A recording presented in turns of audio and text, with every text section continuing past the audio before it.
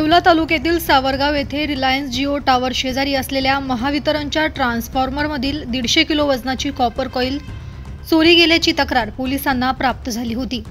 या अनुषंगाने तालुका पोलीस निरीक्षक संदीप मंडलिक यांनी तात्काळ पथकाची नियुक्ती करून गुप्त बातमीदारामार्फत मिळालेल्या माहितीनुसार कासारखेडा शिवारातून शंकर रामलाल भिल, रतन काजोड भिल, बहिरूलाल चित्तर भिल, पप्पू उर्फ लक्ष्मण गोपाल भिल हे सर्व राहणार राजस्थान या चौघांना सिताफीने ताब्यात घेतले असून सर्वांच्या ताब्यातील चोरीचे साहित्य, चोरी गेलेला माल, चोरीसाठी वापरलेली 2 मोटारसायकल असा एकूण 1,68,000 रुपयांचा मुद्देमाल जप्त केला आहे। दरम्यान त्या आरोपींना अटक करण्यात आली आहे।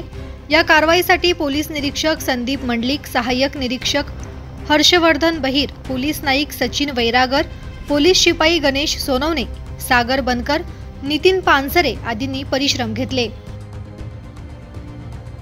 दैनिक भ्रमणसाठी प्रतिनिधी दीपक सोनवणे, येवला।